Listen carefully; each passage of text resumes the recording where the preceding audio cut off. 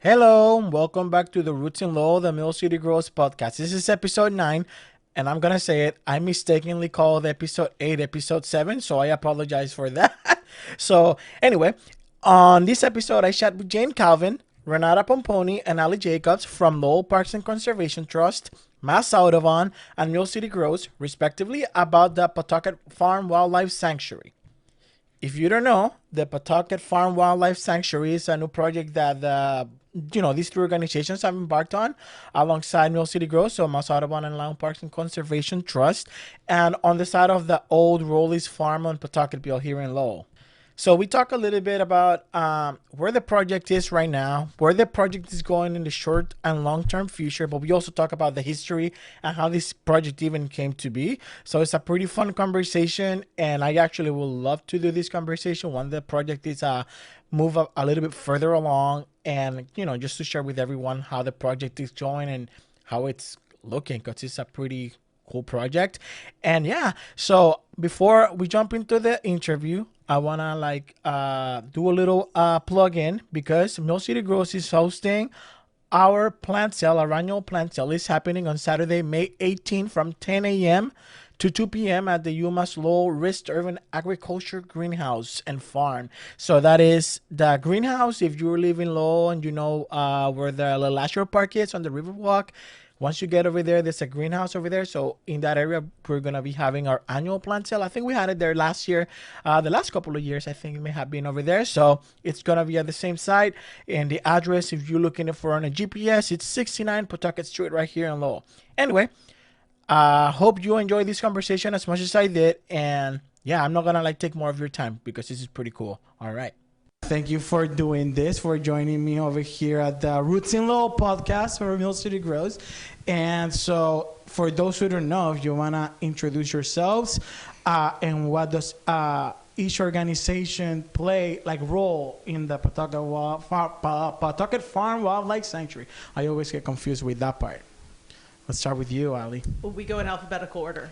Jane. Oh, We do. That's one of our norms. That's what it's one of our. Yeah. Early on, we decided we always introduce ourselves in alphabetical order. Oh, by that's organization. By organization. Oh, yes, organization. So, I was like, you're Ali. That's A. It's the very first one. That's true. We have to be careful of that. Yeah.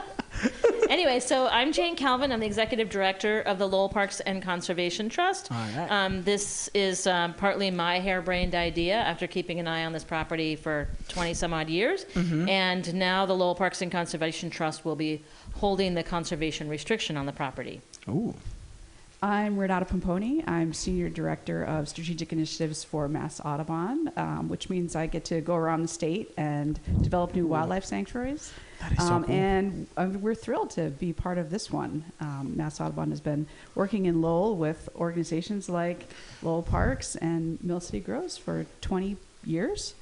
Awesome. And we're excited. We're the property owner of this property and be doing programming together with our partners. Great.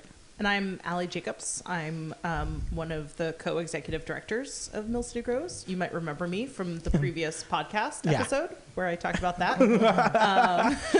But Mill City Grows is excited to be the agricultural partner in the project. Mm-hmm. So likewise, we've been keeping our eye on this property and kind of involved in the transition from the landowner for a number of years. And we're just really excited to see it remaining in as a farm, as a wildlife sanctuary, as a place that can be open space and accessible to people in Lowell forever. It's a really awesome project that's really fun. I like the word that the land trust used, the perpetuity word. I like that. I did when I did my what's it, that word of it, my service here with the AmeriCorps. It was a land trust based organization. So I heard that and I was like, I like that word. Perpetuity. Yeah. So yeah, forever, right? Forever. Yeah. All right. So yeah, so let's backtrack a little bit. I think the three of you actually talked a little bit about it already. But the Pawtucket Farm Wildlife Sanctuary project, because I do remember from when I started at Mill City Grows, and I've been here pretty much, I think at this point, more than 10 years. And not too soon after that, like I remember even seeing posters of the Rollie's farm at that time, like in there, like, you know, with like the whole things in there. And so I've been knowing about something may happen in this site forever. So I know it also just doesn't pop out of nowhere. And you also kind of mentioned it that you've been looking at this property for a while. So how does this project actually start taking shape? I just want to say on my first day as director of programs at Mill City Grows in 2019, the map of Rollie's farm was up on the wall of my office, and Lydia Sisson explained that there was something in the works. And for like a year, I was like, am I supposed to be working on this project? What'd you get me into? Exactly. And then there was a pandemic. I had other things to focus on for a little while. But it was really exciting when sort of Jane and Mass Audubon came back around to us and said, yeah, let's do it. Let's go. But I think there's a bigger history there. Yeah. Yeah, I think it's really cool that this property is so well known by a lot of people in Lowell. Maybe they haven't been there, but they may have heard of like, oh, this is where you go get your Christmas tree. Yeah, you go to sure. Rollie's for your corn tomatoes. And so being kind of the next link in the chain of what has been happening on this property for generations is a really cool experience. Yeah. Yeah, I remember when I first started at Mill City Grows, I was doing the market. And we will get the corn from Rollie's. So we'll go once a week and get the corn and just bring it and sell it at the market. So I remember that part. So Very cool. So yeah. So the main other thing that I have, which is kind of like even my own curiosity about this. So it's 3 organizations. And I just kind of want to know what is like the moment, kind of like the tipping point, right? That like the 3 orgs kind of came together and were like, hey, let's do this. And kind of what's the backstory of that? Because like it kind of just happened, you know, like it was like, hey, you know what I mean? Like, you know what I mean? Like how did that kind of like came up to be? Yeah, so that was really around probably 2017. Now, for years, Francie and Lydia and I had been meeting about community gardens before they even started Mill City Grows. Okay. Like, how are we going to make this work? And it just kind of bounced around, and different community members would get involved. And I knew that the trust wasn't going to take a lead. And then they just took off with Mill City Grows. Yeah. And the trust and Lydia had a strong relationship with Rollie as well. But then we started getting word that he was interested in retiring, and so I actually called a former staff member at Mass Audubon and said, oh, you know, what do you think?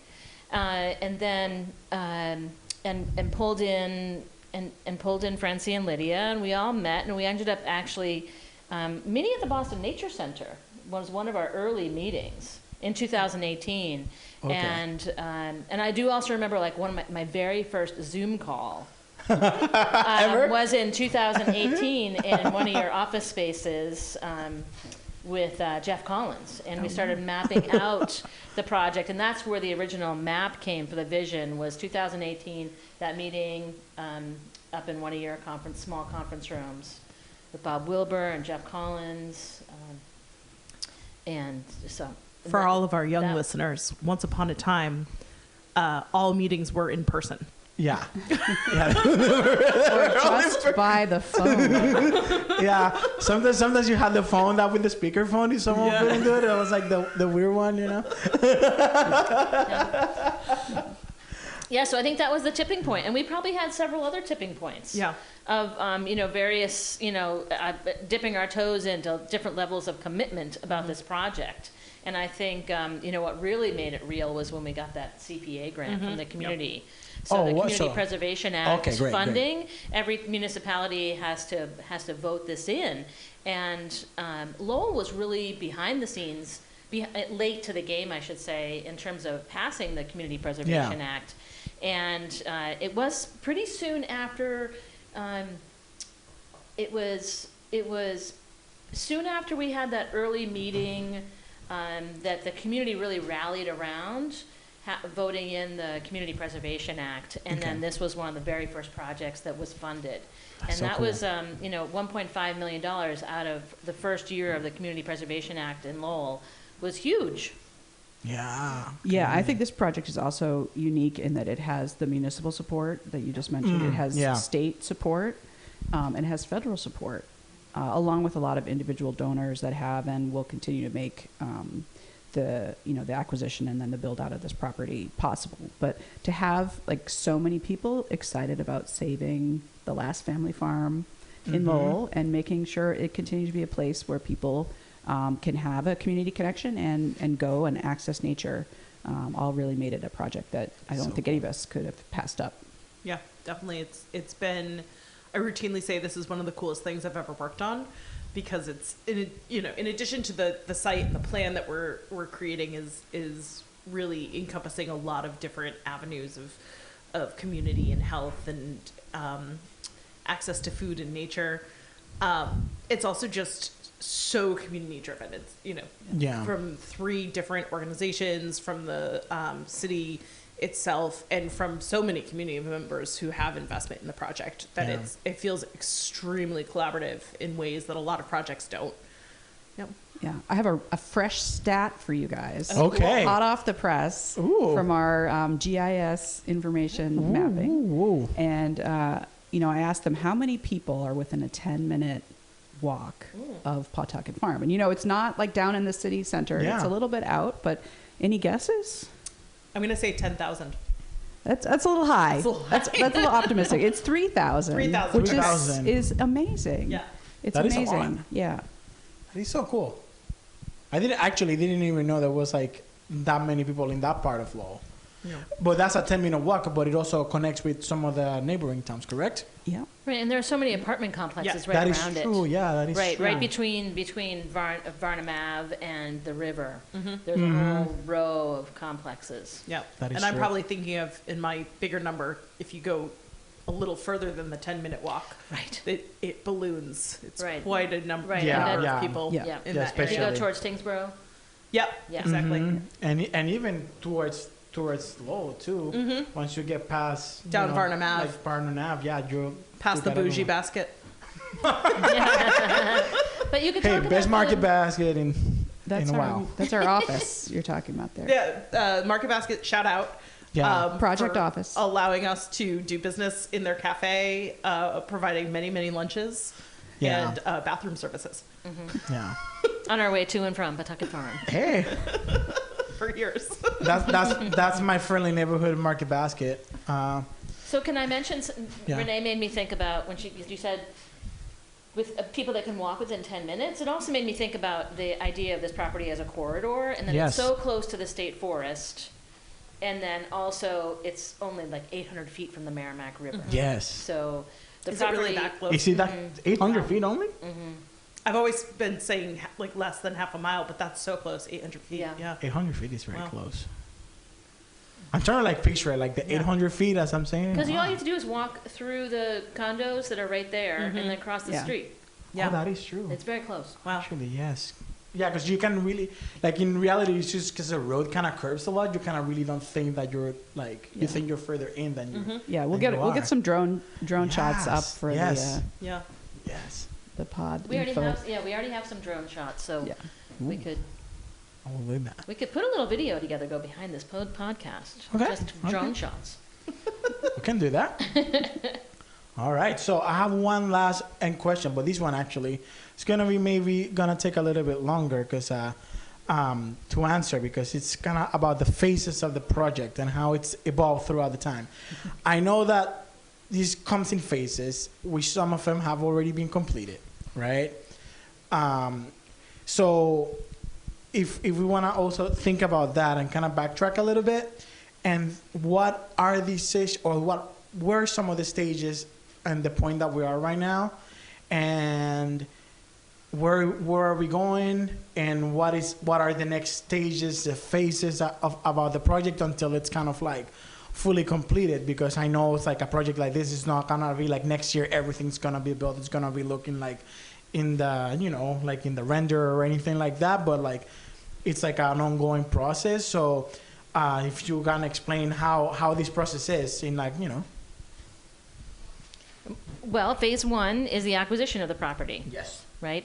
So we just completed that on December 27th, and that's when Mass Audubon acquired the property and the trust acquired the conservation restriction on the 20 acres minus the house. Okay. At the end of this year, we'll be acquiring the house. That'll technically close out phase 1. All right. Yeah. So the whole purchase, including the house, will technically be the phase 1 of the whole project, as we're seeing it. Okay, cool. That'll close out the acquisition of the land and the house. And then phase 2 is what we're doing right now. So there's a little bit of an overlap. Yes, right? yes. So we want to make sure that the property is accessible to the public later in 2024. And so that's making sure that simple things like parking accessibility, trails, and if we're really lucky, the outdoor classroom. Ooh. Right? That's right, yeah. So those elements. And then I will stop speaking and I'll let one of you take on the next phase. Yeah, so that's all kind of the opening to the public. The outdoor classroom, just so people know what that is, it's kind of a pavilion type structure. We're imagining that we'll be running programs out of there. We'll have community groups be able to come in and have their own meetings or gatherings there. So there's going to be a lot, you're able to do once we have, everything fully open to the public. All right. And then phase 3 is the kind of more the facilities. So we are planning to have an education center there where we'll be able to have a home base for programming like summer camps, nature walks, birding, farm programs, as well as the farm stand is a key feature on that building. So publicly available farm stand right on the property. And then you want to talk about the barn? Also in phase 2 is the barn or farm support building, depending on how recent your nomenclature is. And that's going to be a building that really helps facilitate the movement of produce. So it'll be where we wash and pack produce that's coming out of the field, and we'll also be have some cold storage there. So we'll be aggregating some produce that we're purchasing in from local growers and putting into Mill City Grow's CSA program, putting it into our mobile market program, putting it into the farm stand on the Pawtucket Farm property that Renata just mentioned. And then we're also really looking at helping.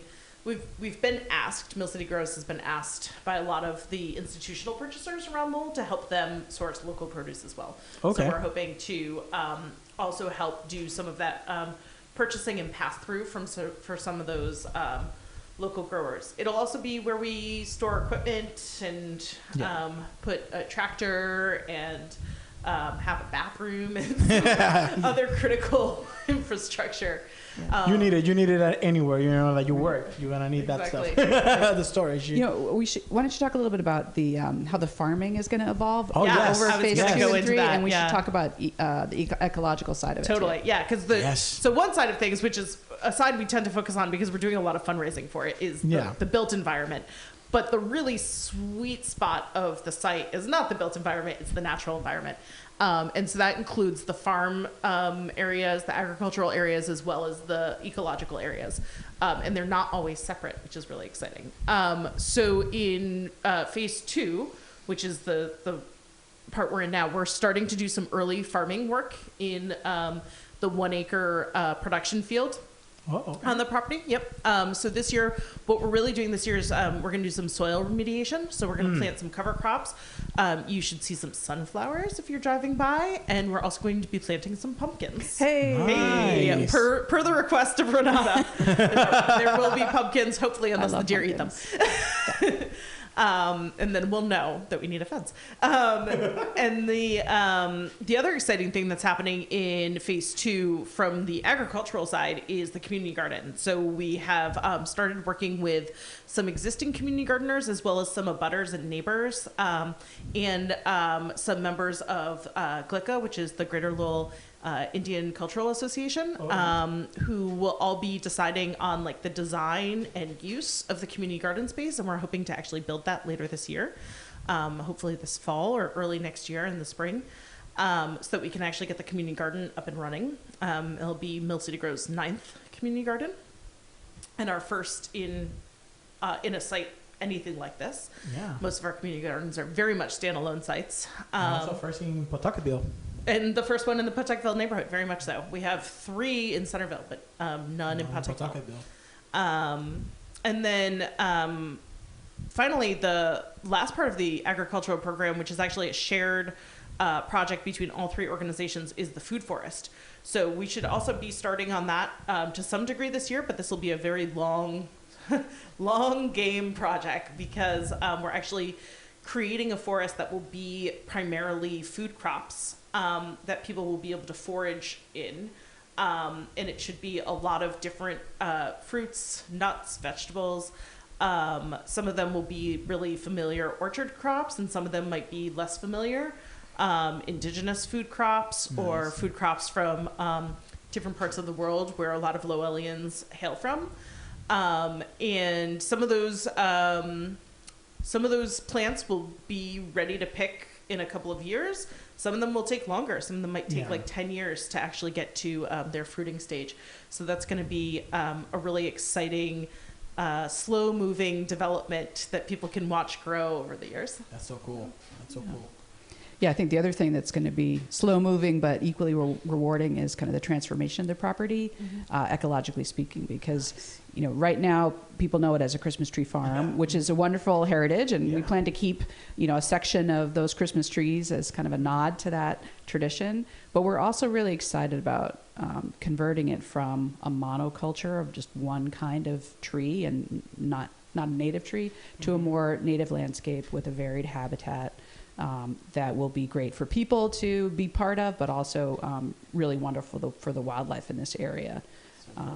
That's a major effort. It's going to take a lot of volunteer groups coming and working with us, pulling up Christmas trees and planting new things, working on invasive species to make sure they don't kind of take over areas where we don't want them. And really thinking about what's this landscape? We got 20 acres. There's several different kinds of habitats there. And one thing I'm excited about, Jane, is that you have a group of volunteers, trail stewards, that have already been out on the property, like at least once or twice a week, looking at the wildlife there. Like what's some recent sightings they've seen? The pileated woodpeckers are probably my favorite and very exciting. There's certainly coyote. A whole bluebirds, a great diversity of birds. So there's Steve Nagel from Steve Nagel Photography is one of our stewards, and he goes out and is keeping a very close eye on the birds. We're also really interested in the turtles that are on site. We'll be doing a turtle survey in May, looking at what kind of turtles are in the pond, so that then that information will help inform the habitat restoration decisions that we make. I think they actually did see a deer. We've seen deer tracks when we were out there but in they're the snow. pretty rare. Yeah. They're not super frequent out there, but we know that the coyote are pretty common out there. Yeah. And there's groundhogs. and rabbits. Yes, and lots of rabbits. And so, they're doing a great job going out there and collecting data every week. Keeping a close eye on things. Being so close to the state forest, I think you're going to see a lot of variety of wildlife that you might not otherwise in a relatively should only small increase as parcel. we improve the habitat. Yeah. I know the farm before, like in the first year of the farm, there were a lot of deer that were around that area. So I don't know anymore since it's changed a little bit. Even more houses have gone up since then. But I remember definitely seeing a bunch of deer in that area. I mean, I know like the current farm is not that far. It's about the Mill City Grows has a 4-acre farm site about half a mile from the Pawtucket Farm Wildlife Sanctuary. And so there in that site we've seen over the years, we have I think like 4 or 5 hawks that live right on that property. Couple fox dens because there's a few old broken pines there that they're nesting in. The hawks on our farm have become very friendly with us, and will kind of sit on the fence posts waiting for whatever farming activity to disturb a rodent habitat, and then they'll go get lunch. That's right. Feed the community. Exactly. But we've seen, definitely Lowell has a very healthy population of woodchucks, groundhogs. And I've actually seen deer walking in the parking lot. Really? Yeah, if you go early in the morning, you'll usually catch a deer. We actually have seen coyote and fox inside our fence before as well, which I'm not really sure how they're doing that, but yeah, we usually have a fox standing there. Like I remember, it's like I brought this to like Francie when I did the episode with her. Yeah. Because like when the very first year at the farm, we had like a fox stand towards the area of the compost, and then they would like just hang out there the whole day and usually like maybe 10 feet from you. yeah. So I'll be like, can we call the farm like Fox Watch Farm? And they were like, no. So, you know, I was like, well, yeah, and then that's actually everything I have for y'all. So I'm really thankful that y'all did this. And yeah, thank you for coming and doing this for the podcast. Thank you. All right. Thank you for so pulling this much. together. We appreciate being part of it. Yeah, when we have the grand opening, we'll have to have you come and do a live podcast from there. Oh, yeah. Ooh, I like that. Live broadcast. Nice. Ooh. All right, we'll do that.